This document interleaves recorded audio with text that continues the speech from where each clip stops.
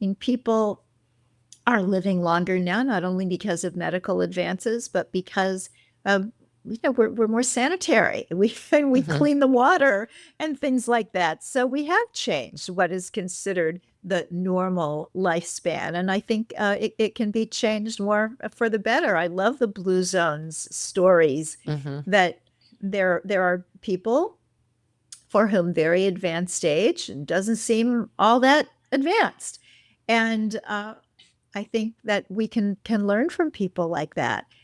And yet, for each of us as an individual, we are where we are. And there's no changing anything without acceptance first. So some people look younger than their years. Some people are super duper healthy, whether they look younger or whether they don't. And other people just have this beautiful kind of spiritual, calm, wonderful demeanor. I allude several times throughout Age Like a Yogi to a woman like that I worked with at the Theosophical Society back in the day. And she wasn't a regular staff member. She was just brought in when we needed somebody extra. Her name was Iris. She was in her late 70s.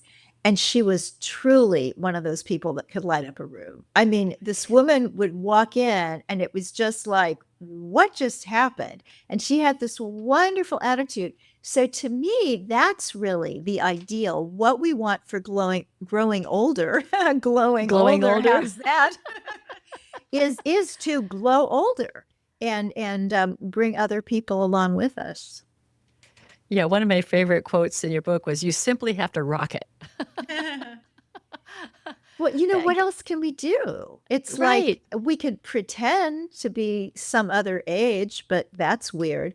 I remember years ago, there was a cover of Vogue. This was probably, I don't know, 15 years ago, 2010 or something like that, when magazines were still a big deal and New York City had lots and lots of newsstands. And I remember just being drawn by these three gorgeous women on the cover. But on more close observation, I came to see that that was Priscilla Presley, her daughter, whom we've now lost sadly, and her granddaughter. So the ages there were something like 60, 40, and 17, but everybody looked 30 between the lighting and the makeup. They were more like sisters than three generations. And even though it was pretty, it was artistically stunning. I remember thinking, I'm glad that people know who's the daughter and who's the mother. And I don't have grandchildren, but if I did and they were grown up, I would want it to be clear.